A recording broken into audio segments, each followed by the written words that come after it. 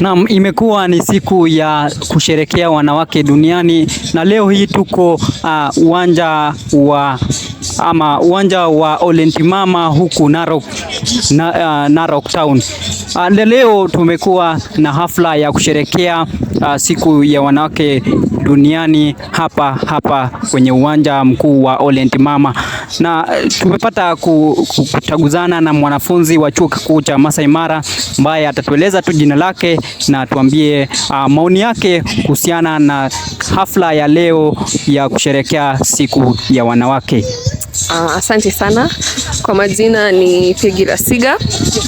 Mimi ni mwanafunzi katika chuo kikuu cha Maasai Mara, na nimefurahi sana kuja leo katika hafla hii kwa sababu imewapa wanawake fursa ya kuonelea mambo wanayoweza kushirikiana na wanawake wengine, wanaweza kushirikiana na organizations tofauti, wanaweza kushirikiana na hata serikali kuinua wanawake wengine na pia kujiinua kutoka shughuli zao za kila siku. Na labda tutueleze zile changamoto wanawake wadogo wanaweza kupitia katika jamii.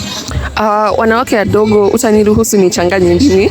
Ni sawa. Yes, so for young women and young mothers in particular who at Kenya Model United Nations, we are a club in Maasai Mara University.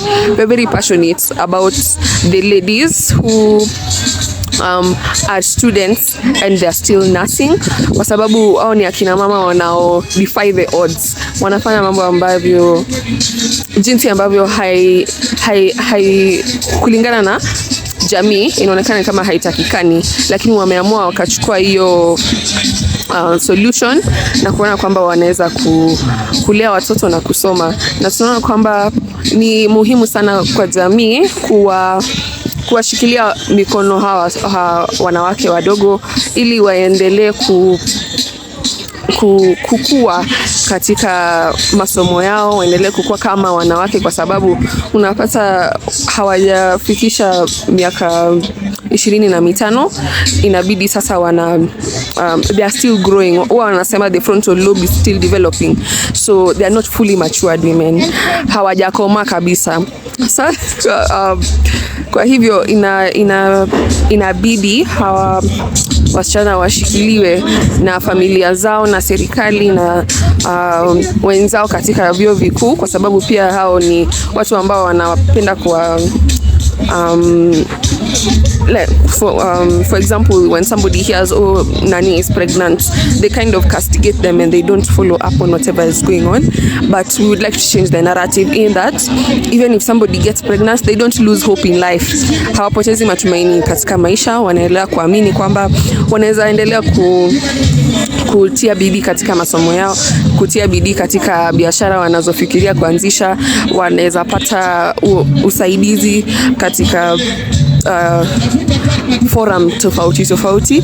Now we hope that this day has been an eye-opening day for them, because what we want is to change the narrative for young mothers, in that even if people feel that they have slipped, and even if the girls themselves feel that they wamekosea mahali, they'll still be able to rise above the occasion, and they'll be able to continue and to be prospering like in their personal lives. So yeah.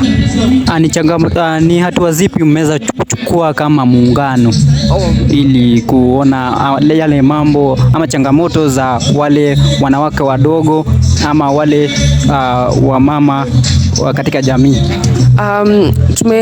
Tunaweza kusuggest jamani, nitendo nijifunze Kiswahili. Ni sawa tu.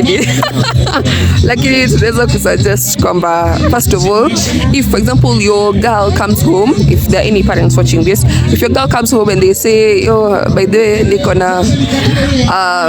ninatarajia mgeni in the next 9 months, we'd like you to process your feelings, like usikasirike out of proportion. Ni kweli kwamba wazazi wetu wana maoni makubwa kuhusiana na maisha ya hawa wasichana wadogo, lakini kupata mtoto si a curse. It's not a curse. It is just a different path that, yes, it might cost them. It does have its own consequences, but we should find a way to communicate those consequences in a healthy way, so that these people can still feel that they are safe to come to their parents and tell them other things, because we need to we want to be the generation that builds generational trust. Unajua kama kuna watu sahihi anasema mimi mzazi wangu siwezi mwambia chochote, siwezi fanya. We want to get rid of that cycle. We want people to be comfortable to even tell their parents they're expecting, knowing that yes, there will be consequences, but you'll still be loved at home. The other thing we can propose is for counseling sessions, intense counseling sessions concerning sex and sexual and reproductive health. Educate your children on sex. Do not tell them usiwaambie kwamba don't tell them that just be careful. Explain to them as they are going to university, these are the consequences. This is what happens when a man and a woman come together, and when they are things fuse, they create a human being, and we'd like you to be in a position where you can take care of this human being. So if we propose as your parents, give it a rest, even though you want to go out and be experimenting, explaining to other people, because we also know there are cases of gender-based violence or sexual gender-based violence. Unapata msichana anafika katika chuo kikuu anapata si mchumba, ni mchumba ni sawa, ninakubalika kuwa mchumba. Ni mchumba, anapata mchumba, wanahama na huyu mchumba katika nyumba moja, kisha huyu mchumba anaamua siku moja anaamka na anakuwa mnyama, anakuwa ni mnyama, anaanza to demand certain things from her in a way that is not healthy. For example, really threatening her with like sitali parents or nitakufukuza kwa nyumba, and maybe this girl is from a poor background and they don't have an option, so they feel they need to stay there. We know that some cases, although rare, and then the other things that they are rarely reported, we like people to come out and say if they're undergoing sexual gender-based violence, or if they're undergoing gender-based violence, they come out, they speak out. So we know that this, for example, this child is as a result of that, like the mother decided to keep the child as a result of that, and how the mother can deal with that, the young mother, because these are things that happen out here. People are just not talking about them, and we are seeing recent cases of, for example, rape that are being because of the lack of efficiency in systems, they're being aired out, like which is very what do you call it? Like it's very disheartening to the victim. We'd like the victims, for example, to go report the police and know that the police will actually deal with my story. We'd like people to, look for, for example, organizations such as COVAO, the Coalition Against Violence of Women. Like they can come out and they say, by the way, nimekuja hapa COVAO, this is happening to me. I'd like to get help. I need a lawyer. Because those resources that are available, it's just that people don't know that they exist. So those are one of the three that I can think of, like at the top of my head right now. And if you have a friend who's going through, like, for example, you're a guy, your friend tells you that they've impregnated somebody, do not encourage them to run away from their responsibilities.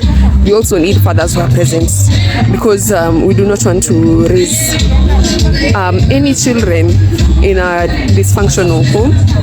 We'd like it to be as functional as possible, and we would prefer it if the men are actually there. But if the guy is not up to the task, women will also take it upon themselves. We've seen these stories across the world, and we know that they are powerful and capable enough to do the same. Haya, swali la mwisho Peggy ni kwamba, je, kuna usawa katika jamii kwa jinsia ya kiume na jinsia ya kike? Tueleze. Usawa katika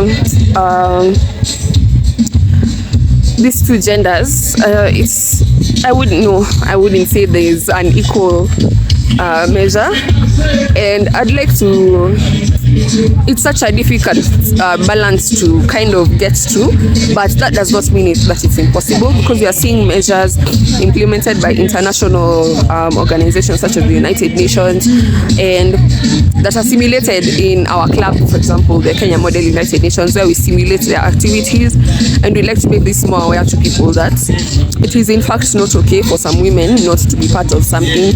We also want to get rid of this notion that, for example, when a woman gets into power and then something goes wrong, like it has gone wrong because she's a woman. No, if it were a man, for some cases, nobody would have said it went wrong because he was a man. They would have said he was a useless this, he was an ineffective that.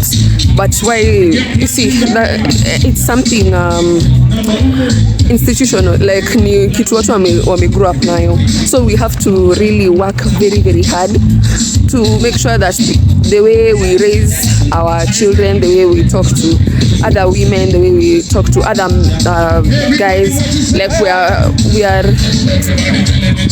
are wise in our dealings. Like we don't favor, like, for example, a really huge field where this is seen to be a very huge problem is in politics, for example. But we are seeing that things are changing. For example, now we have the G7 in the country. We are seeing more and more women rising up to the task. And it's also a clarion call to the women who are in these places to not only ask to continue to be in these places just because they are women, that we must also prove ourselves, because we know that we are capable, and we know that we are equipped, and we know that we are wise. And we are like, we have the skills that could fit those places. So tukifika huko, let us work as effectively as we would if we were struggling to get to that place. Tukifika just like we chill. So that's what I'd say in terms of equality in gender. It has not yet been realized by a long shot. But for example, last week they released the list of the top paid athletes. It was a list of 100 of the top 100 athletes in the world, and none of them was a woman. Riddle me that. Tujiulize, tujiangalie basically. Asante sana kujiunga nasi Peggy, na tumeshukuru sana.